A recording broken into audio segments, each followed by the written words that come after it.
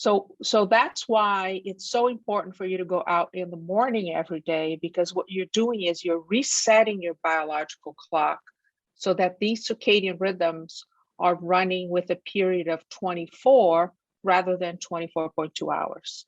So that syncope is basically telling your biological clock now runs with 24 rather than 24.2 hours.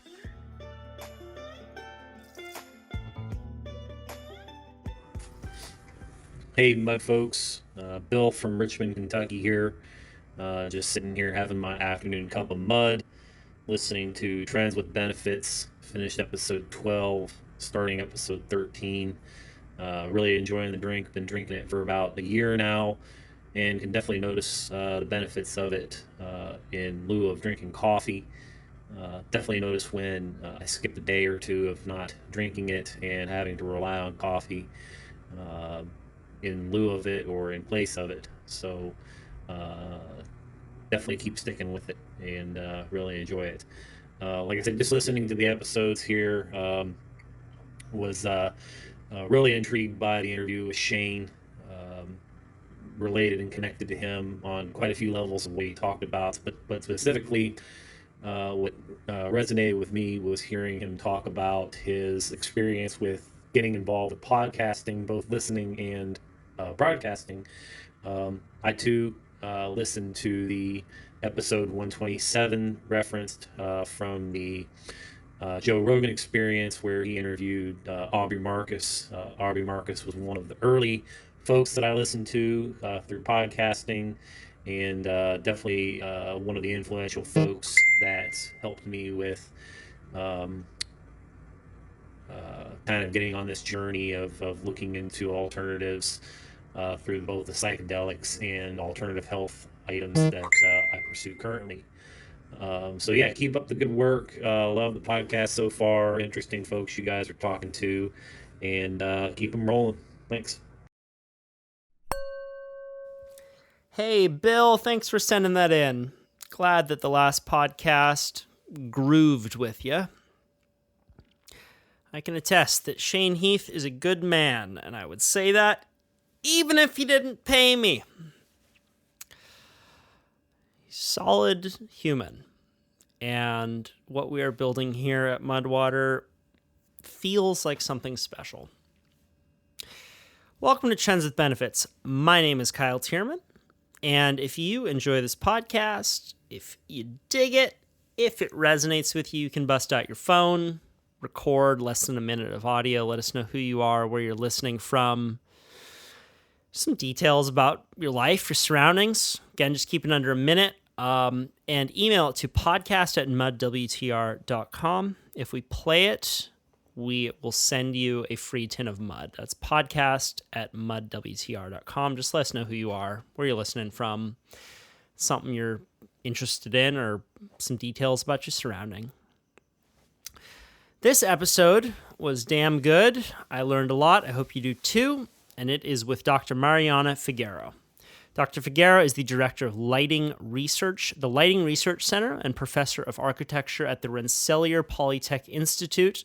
Dr. Figueiro is well known for her research on the effects of light on human health, circadian photobiology, and lighting for older adults. Her research is regularly featured in the national media, including the New York Times, the Wall Street Journal, and Scientific American. Dr. Figueiro has also brought attention to the significance of light and health as a topic of public interest through her TEDMED talk. Please welcome to Trends with Benefits, Dr. Mariana Figueiro. Sounds good.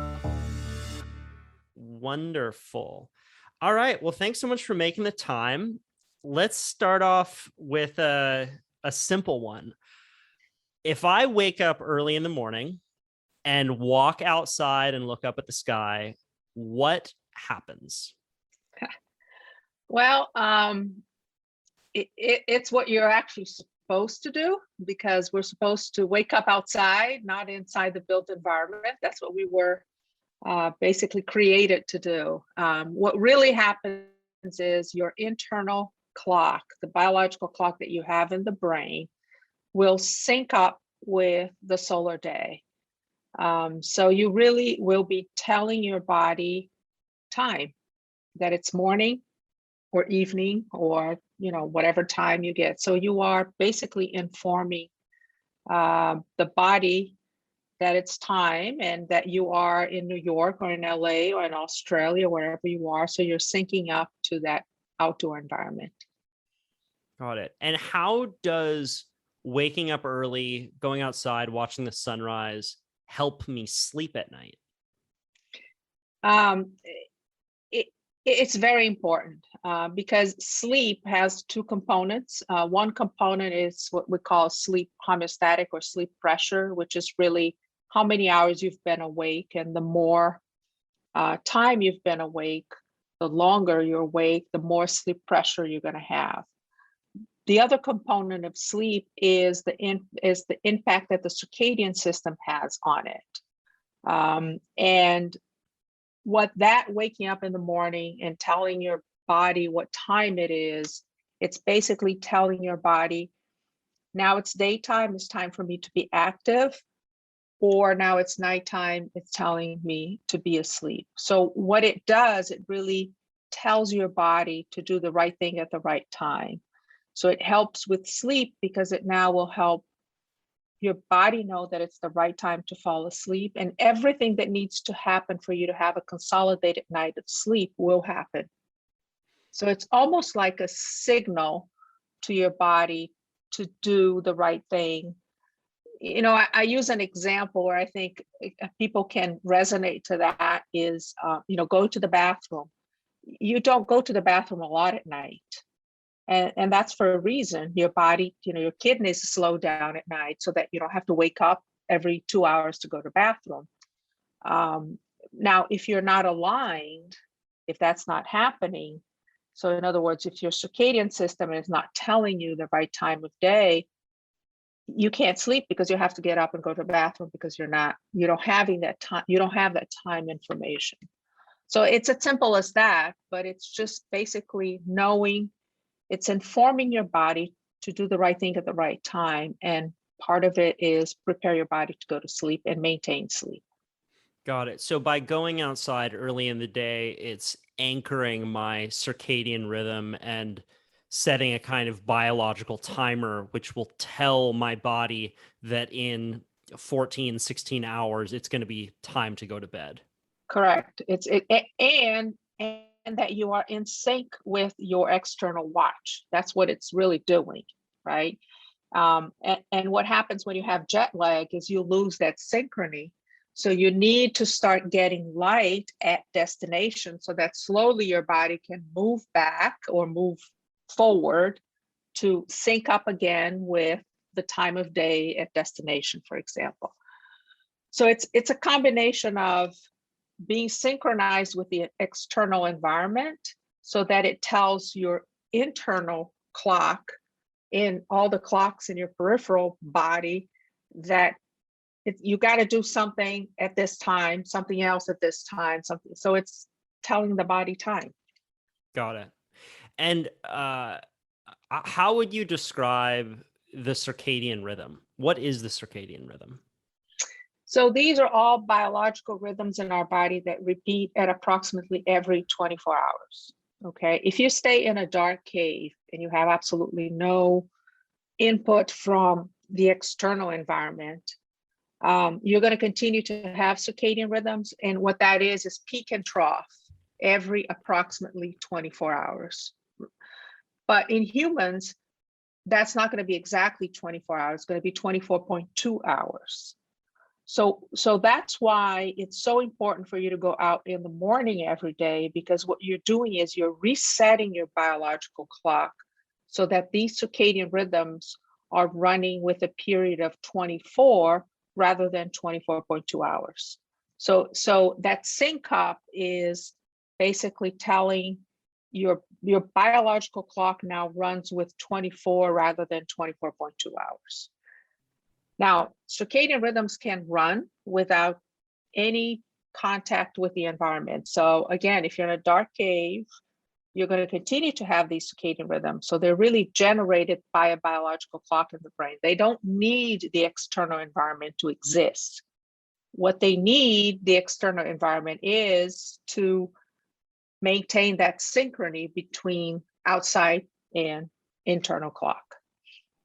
I was reading in Matt Walker's book, Why We Sleep, the story of Professor Nathaniel Kleinman and Bruce Richardson in 1938 going into the Mammoth Cave in Kentucky and spending 6 weeks in complete darkness, complete with beds that they had to put the legs of in water buckets so insects didn't crawl up on them at night. And they made that discovery that you will continue to have your circadian rhythm devoid of any light, but it will get slightly off track. It's more than 24 hours. So as you said, going outside in the morning and having these various light cues essentially anchors you to that 24-hour clock to keep you on track. Correct. You need that resetting every day. So every day it's like moving the, they refer to as moving the hands of your clock. So every day you got to move the hand of your clock. You actually have to speed up your clock a little bit because your clock is slower than 24 hours. So every day you speed it up, you get it. And then the following day, you got to speed it up again. And you have to do that daily because otherwise you just drift 10, 15 minutes a day. Got it. And how does watching the sunset impact your sleep? Well, it's very interesting. There's a lot of work being done looking at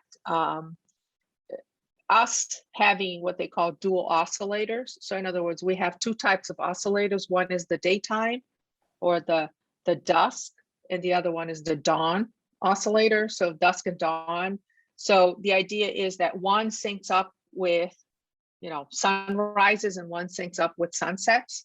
The goal is always the same. The goal is that clock will be ticking at 24 hours, and you will be in sync with the external environment.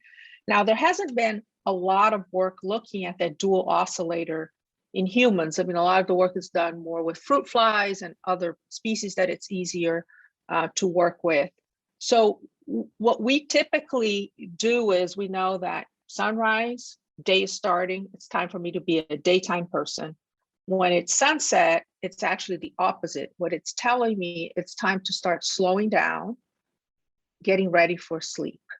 So that's what basically the sunset tells you, or the reduction in the light exposure in the evening.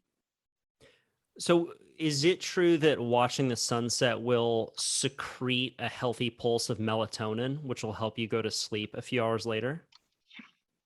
Well, in general, if you are entrained or synchronized, you will start producing melatonin about a couple hours prior to your normal bedtime. Okay, so if you tend to go to bed at 10 o'clock at night, you start producing melatonin around 8 o'clock at night.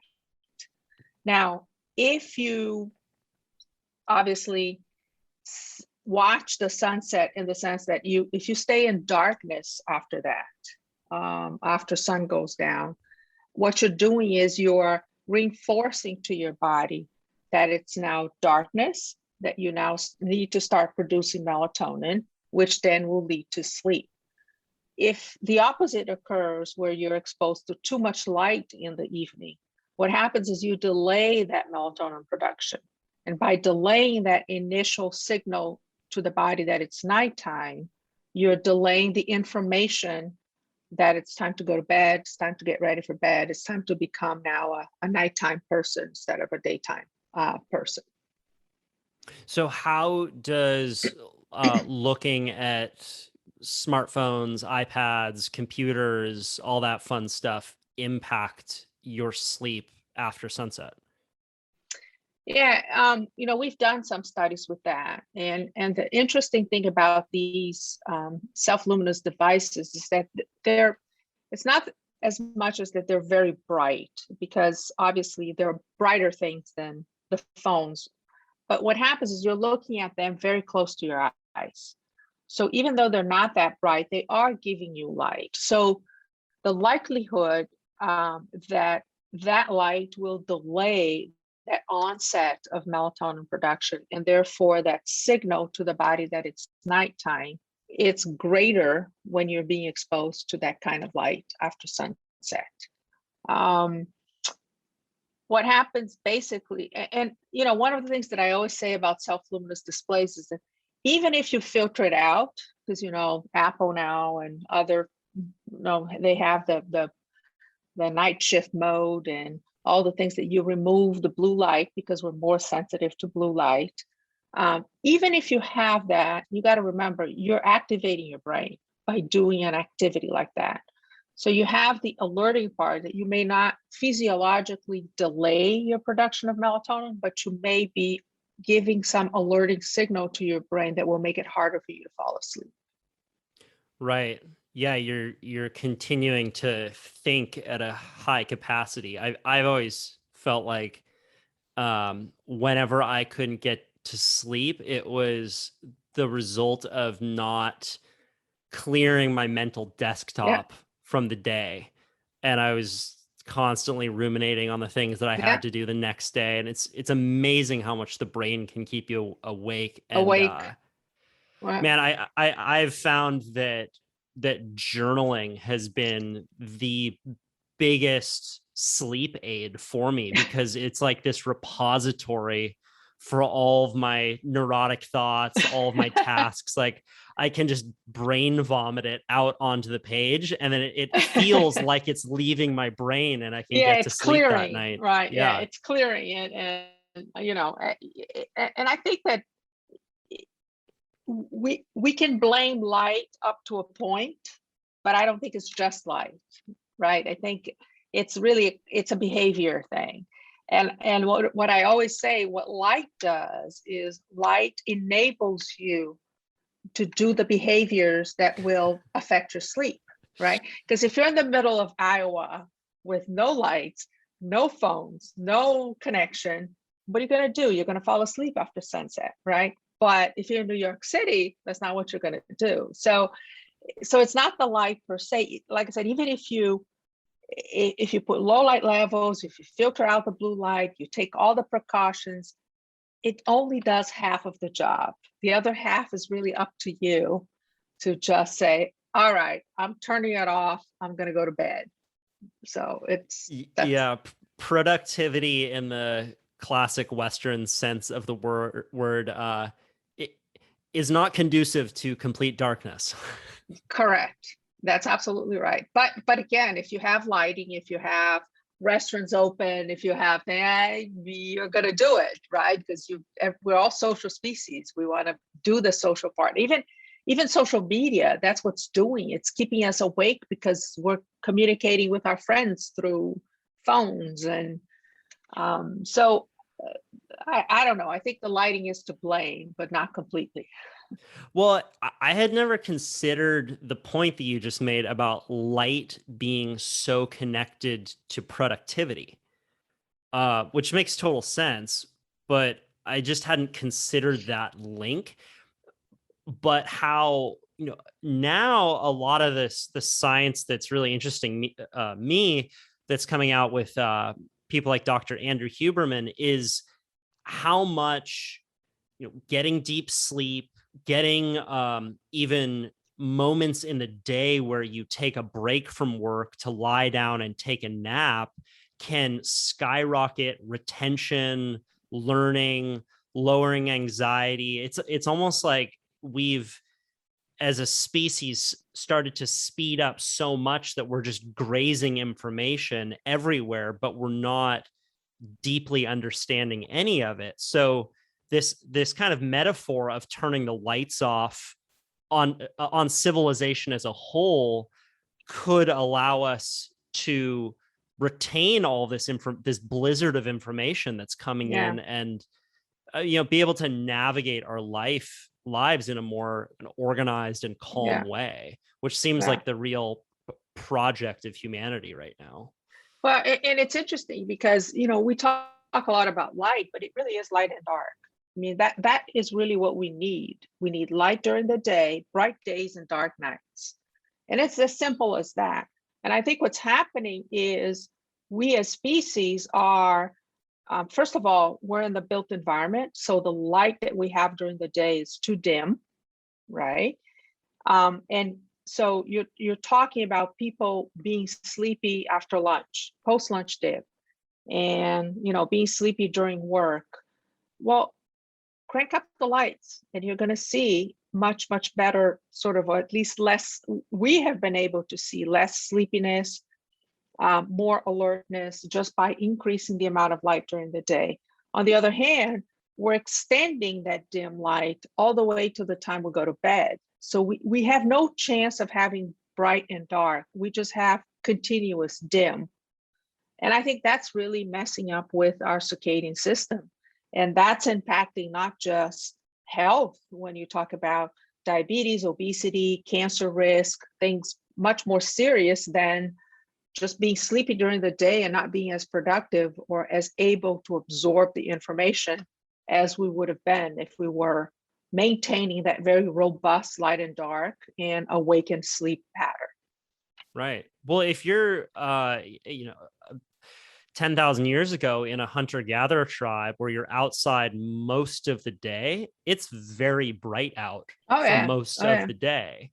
So, I mean, if we have brains and bodies that are roughly the exact same as they've been for the last 200, 300,000 years, why wouldn't we be biologically adapted to be taking in bright outdoor light for most of the day? It makes total sense. And we are. And what happens with the built environment is that because of energy, which I'm all for energy efficiency and so on, but I think we got to a point where we're doing too much. We're dimming the lights way too much because lighting is a great tool for reducing energy consumption in a building.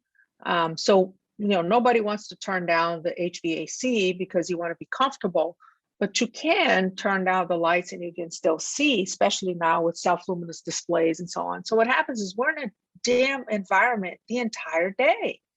It's just a lack of bright days.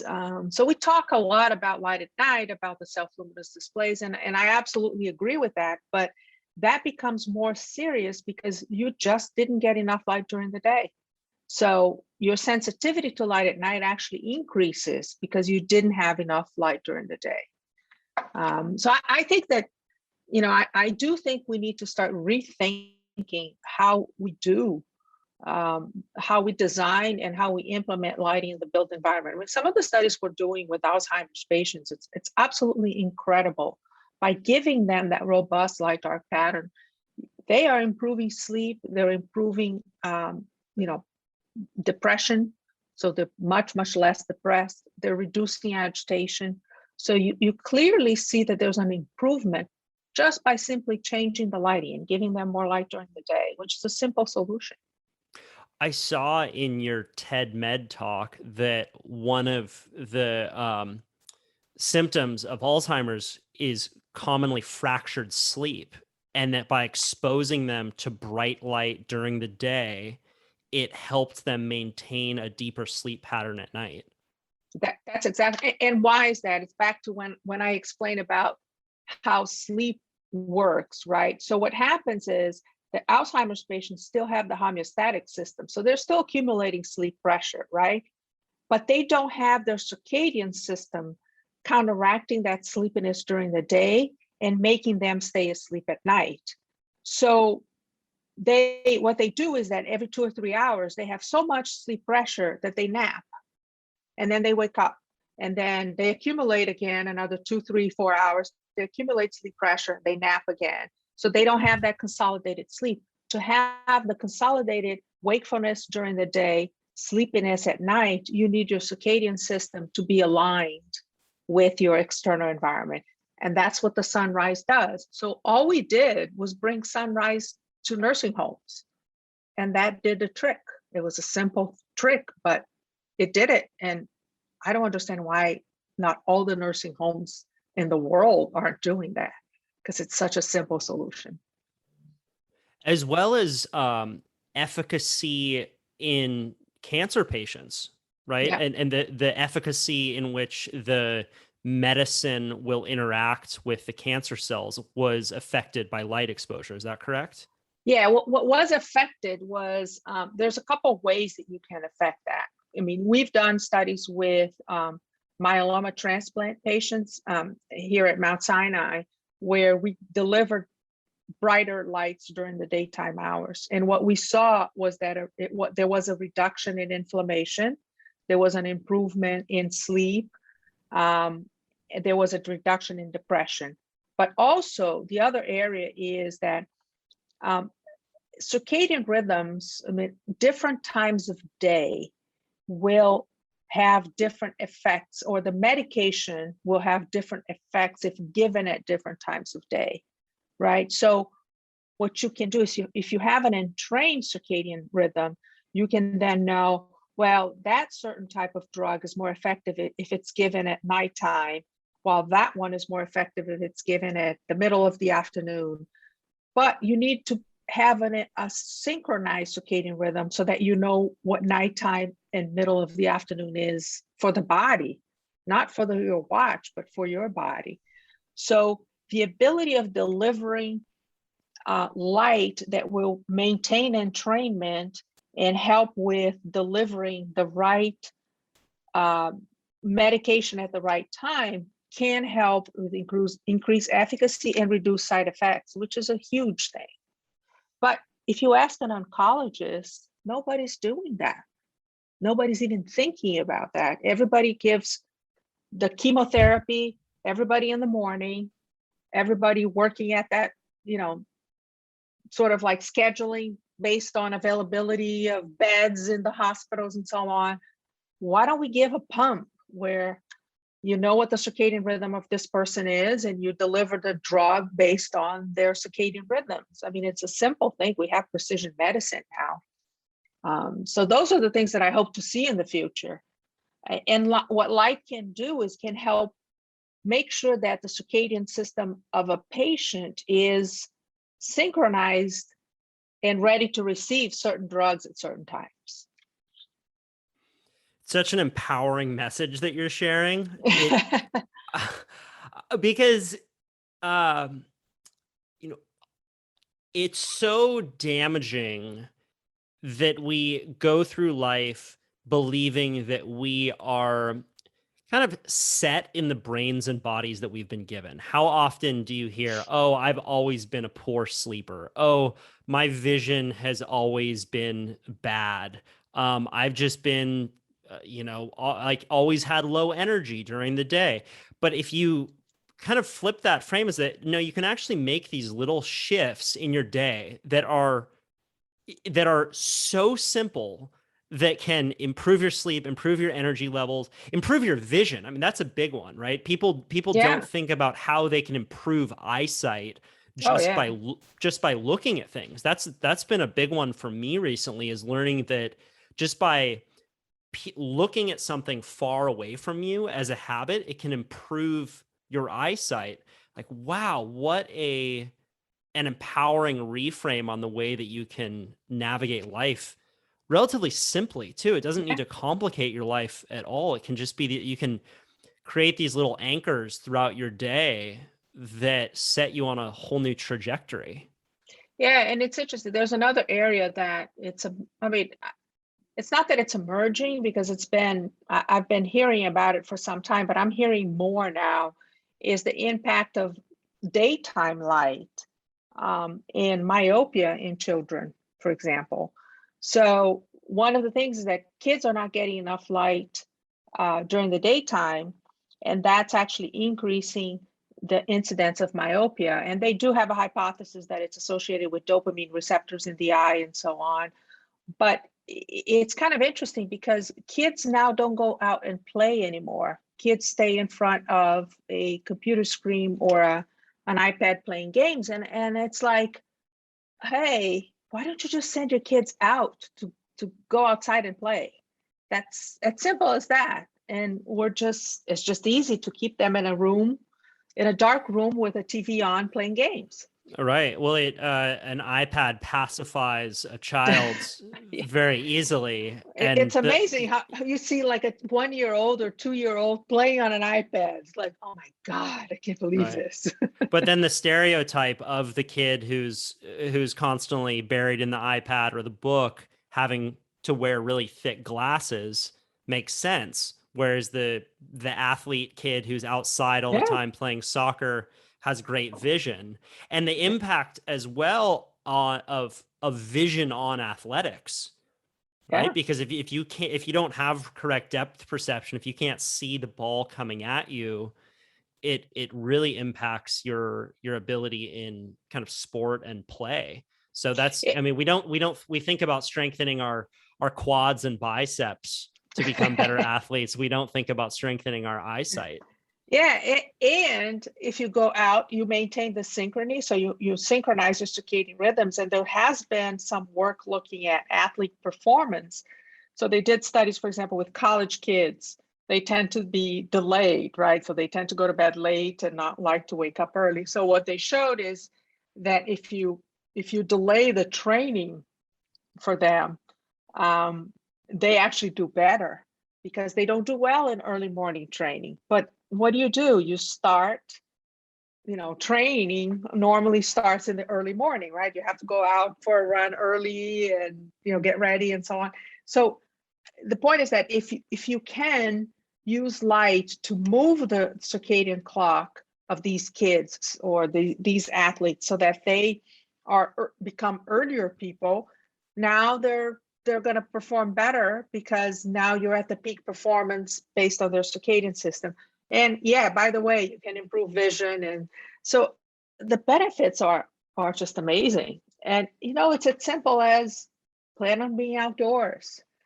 And it's interesting about the pandemic and we did a survey, we just published a paper on that is, I was very interested in understanding the sleep patterns during the pandemic, because if you think about it, suddenly we are all in our basements. And, those of us who work at home, sometimes you can spend 2 or 3 days without getting out of your house because why leave? You don't have to commute and you just stay home, right? And you stay in dim light, basically 24 hours a day, whatever it is. So we did a survey. We got over 700 respondents during the shutdown last year. And it was clear, there was a very nice correlation between how many hours people spent outdoors and how they slept. So the longer they spent outdoors, if they were spending over 1 to 2 hours outdoors, they were sleeping a lot better, less anxiety, less depression than if they were spending less than 10 minutes or less than half an hour outdoors.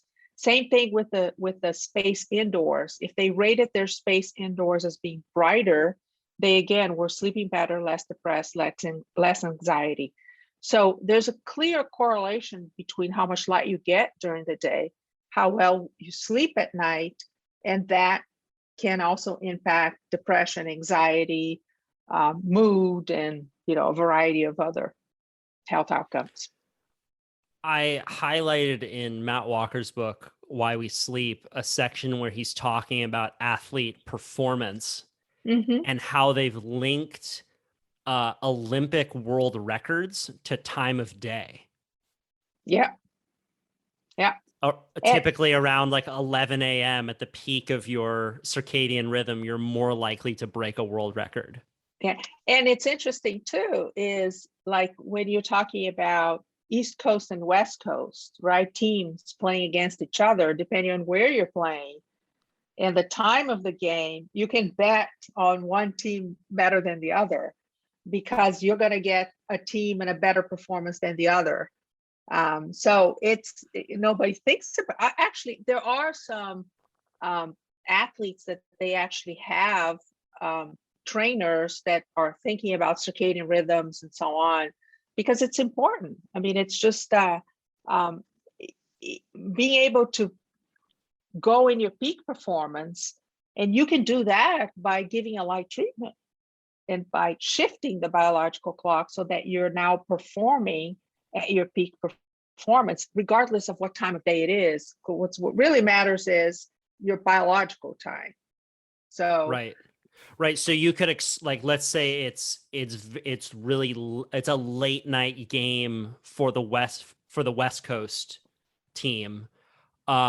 You could expose the athletes to bright light before the game to set their circadian rhythm so that they would be coming into more peak performance during the game. yeah, so the East Coast team's going to go play on the West Coast, right? So the game is, say, at 8 o'clock at night.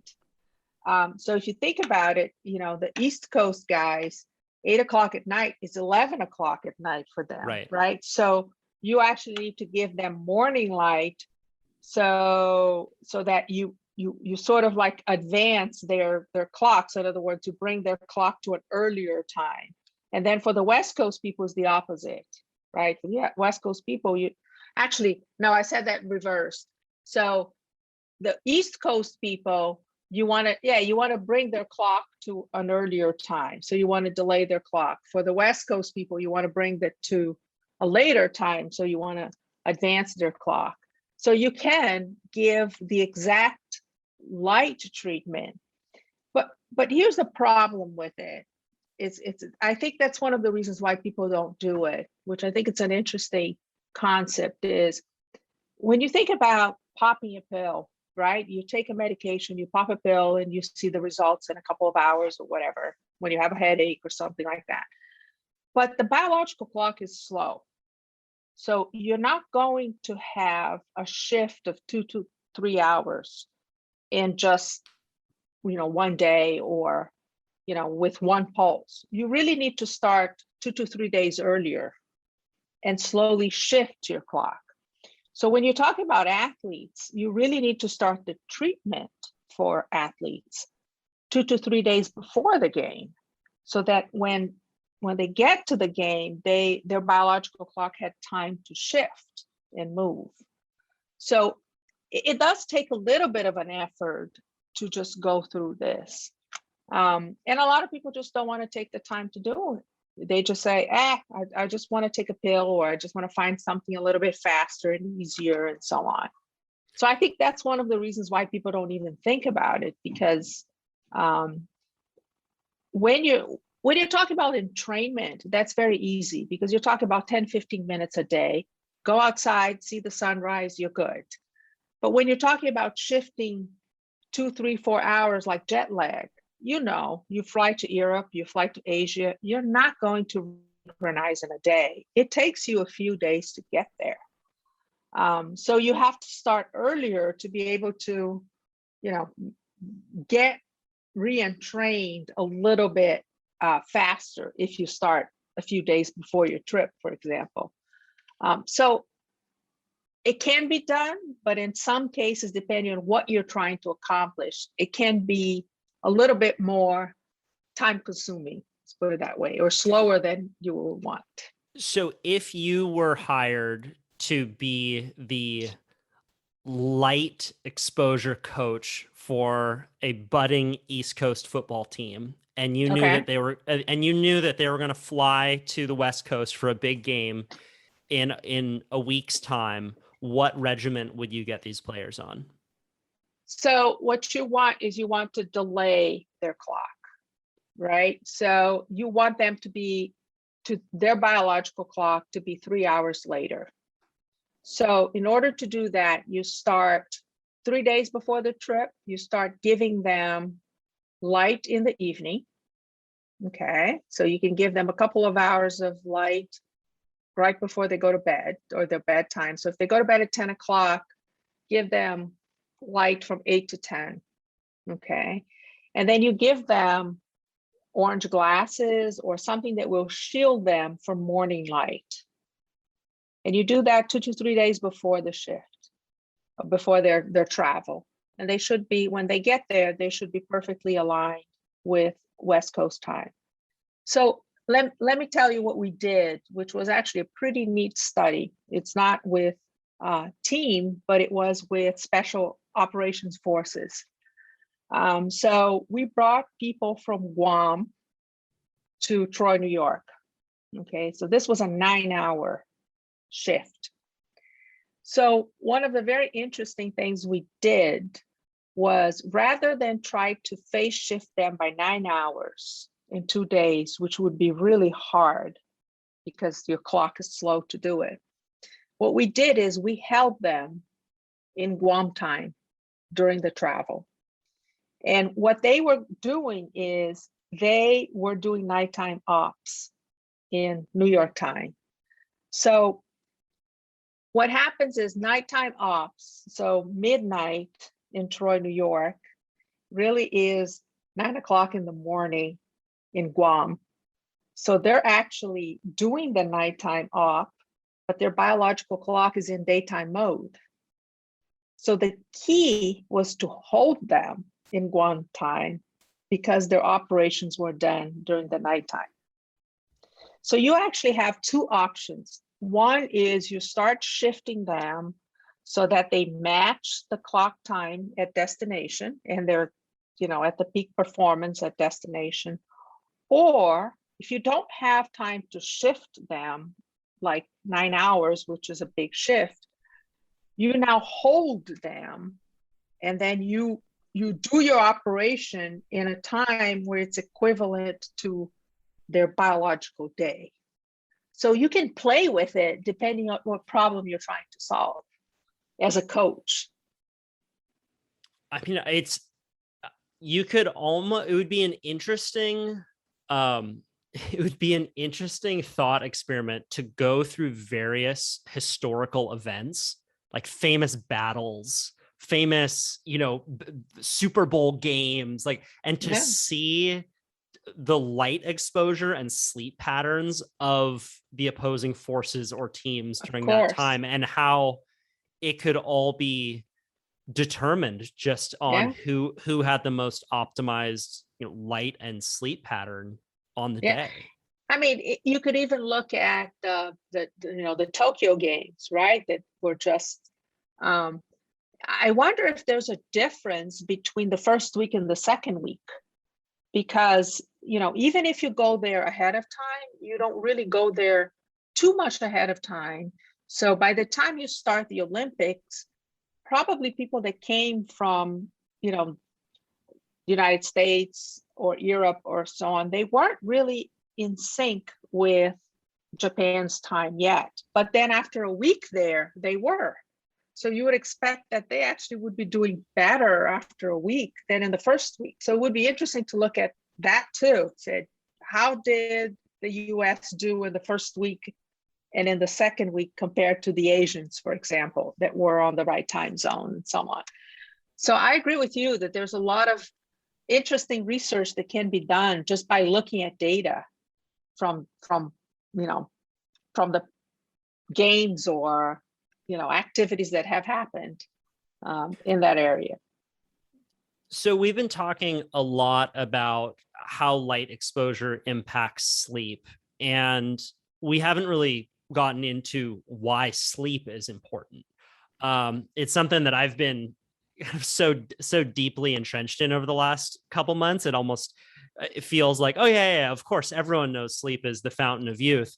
But still there are a lot of these cultural memes out there, like, I'll sleep when I'm dead. I only sleep 4 hours a night. People use it as kind of this macho brag. Mm-hmm. What would you say to me if I said, I'm a high performer, I only need 4 hours a night, I kick ass, and sleep is for the lazy? How would you respond to me if I said that? Well, there's the nice way and there's the no nice way. I'll do it on the nice way. Give me the not nice way. I don't need you to be polite. I think it's BS, first of all, because I don't think you're really performing at your peak. I think it's just I think you're just kidding yourself by thinking that you are doing well by doing that. Now, having said that, I have to say, and that's excluding, there are people that do have the short sleep genes that can get by with 4 hours, and they are perfectly fine. These are not common to find, but they exist, okay? So setting that aside, assuming you're a normal person, you don't have the short sleep gene, It's BS. I mean, you need your sleep. And when we did a study where we put people for 5 hours sleep a night for 1 week, when we recruited the subjects, they said, oh, that's easy. I do that every week. It doesn't matter. I can do it. When they came to the lab at the end of the 5 days, they said, I could not do it. I thought I slept 5 hours a night. Obviously, I sleep much more than that because I could not bear functioning in 5 hours sleep. And that was only for 5 days. So first of all, I think that the people that say that, they're full of crap, because I don't really think you can function at 4 hours of sleep a night. I think you say it because you want to look macho, but I doubt that's the case. We need sleep. We just need it. I mean, you are miserable if you're not sleeping. And there's so many negative health consequences. Now, what I think it's most interesting, when I did my PhD thesis, my advisor wanted me to answer the question, why we sleep. And I said, I want to graduate. I am not going to try to answer that question because I don't think anybody has answers to that question. I think we know now a lot more than we knew 10 years ago. And you're seeing that sleep is associated with learning, memory, and that's, the work that Matt Walker does. I mean, he's done a lot of work looking at that. We're seeing a strong relationship with Alzheimer's disease risk. So it's the cleaning up the debris in the brain. So you're not really, by not sleeping all night or a certain number of hours a night, you're not cleaning up the debris that you generate during the day while awake. And that can lead to accumulation of plaques, which is the hallmark for Alzheimer's disease. There's been work looking at the association between short sleep and increased risk for diabetes, obesity, cardiovascular disease. I mean, the list goes on and on. It's not just being sleepy during the day. It's a lot more than that. So what I would tell you, don't do it because it's just not a smart thing to do. Yeah, I've also found that the impact on creativity is so pronounced, and a lot of companies' success and failure is really determined by the ideas that are coming from it. And that was probably the point of Matt Walker's book that I wanted to underscore the most, which is the contribution of ideas that humans can bring to the table when they're well slept is so much greater than when they're not. And if you really zoom out to the plight of humanity right now, we need good ideas. Oh, yeah, absolutely. more than anything. And if that is so deeply connected to our sleep, to be able to bring those ideas into the world, that is the foundation of our potential as a species, really. And I don't mean to sound melodramatic, but it really does seem like the case. Yeah, and I think that there's so many things that go wrong when you're sleep deprived. You're going to blow up very easily. I mean, things like you can pull a gun just because you were sleep deprived and somebody teased you about something, and you're just going to do it without even knowing you're doing it, without even perceiving. So there are little things that it's just not worth it. It really is not. I learned when I did my master's thesis, I did it with night shift workers. So I was giving light at start, middle, and end of a day shift and a night shift schedule for nurses in an ICU in South Bend. So I wasn't sleeping more than 3 hours in a row because I was like Alzheimer's patients in a way, because I had to be at the hospital every 4 hours throughout the 24 hours to give the light to the nurses. And I did that for 30 days. That changed the way I dealt with sleep. I never, ever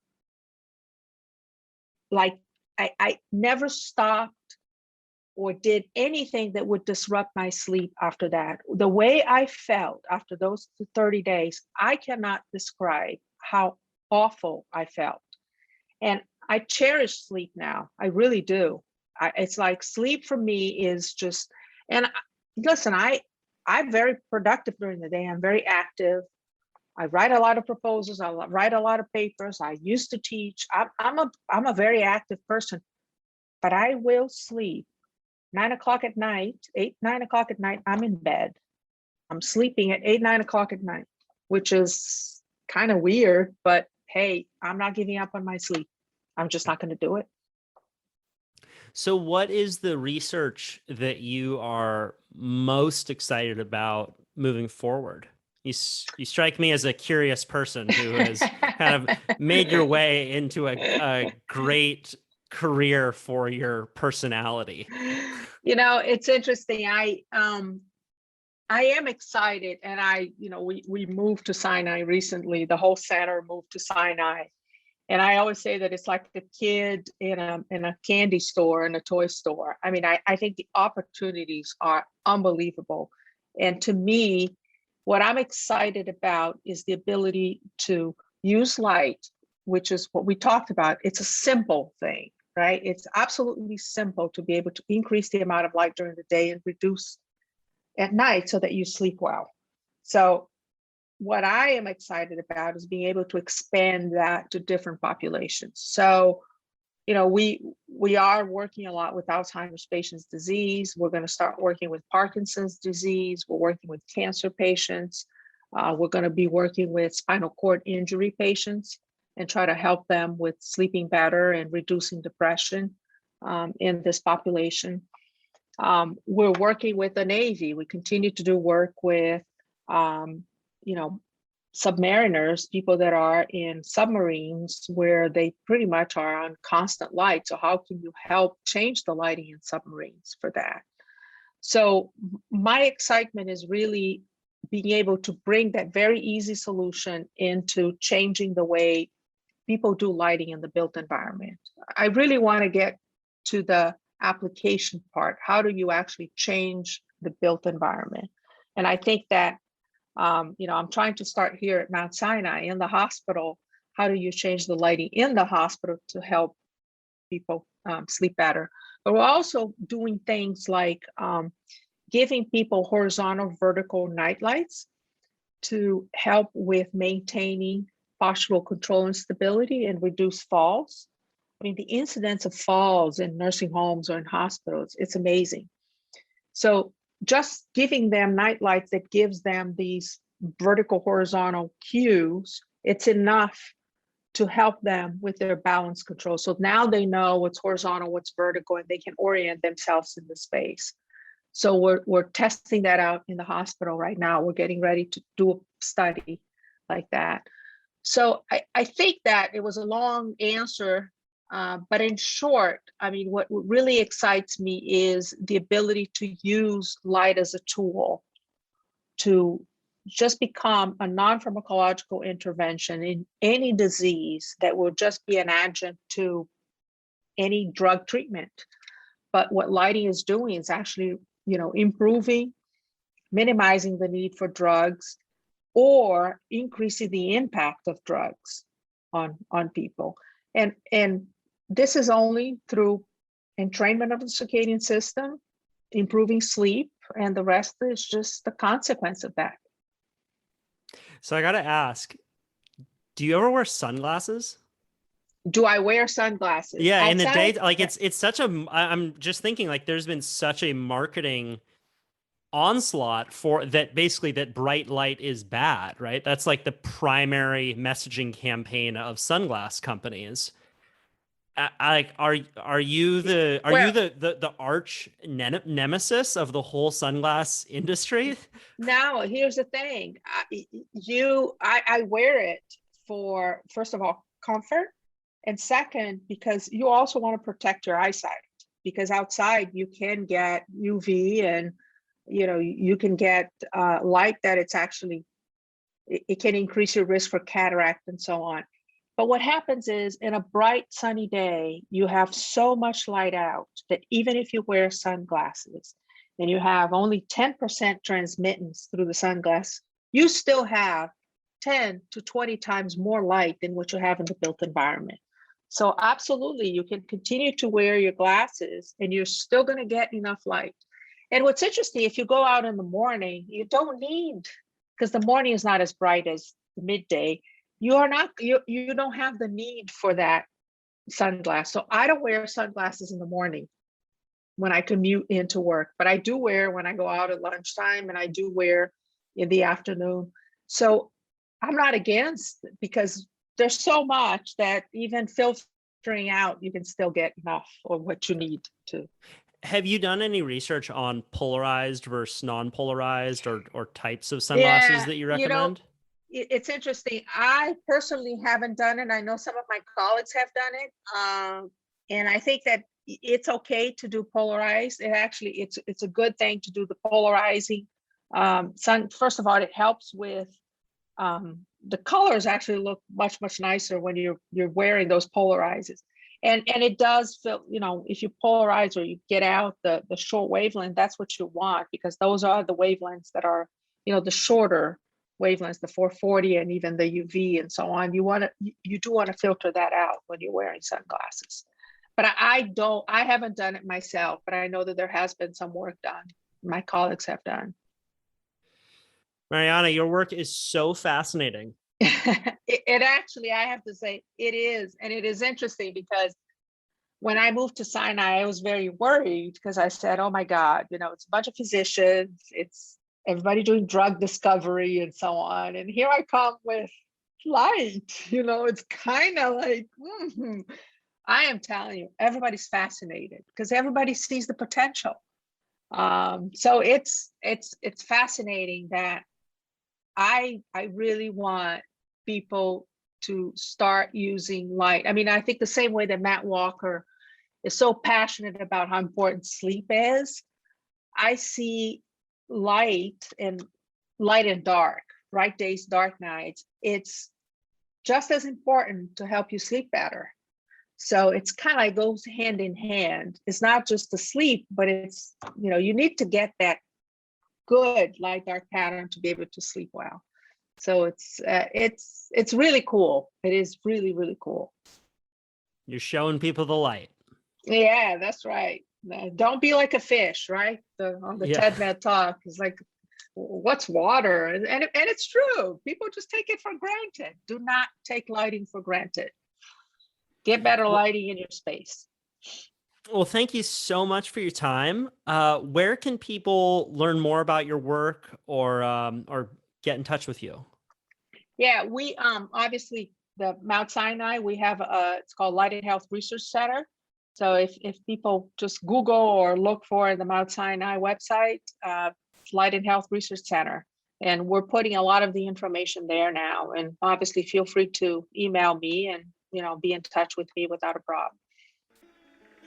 Thank you so much. All right, thank you. It's a pleasure to talk to you.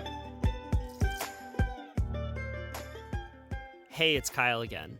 Head over to trendswithbenefits.com and sign up for our newsletter to get weekly stories about psychedelics, adventure, well-being, and more. And if you dig this podcast, please leave a rating on Apple Podcasts. It takes less than 60 seconds and helps us book hard-to-get guests.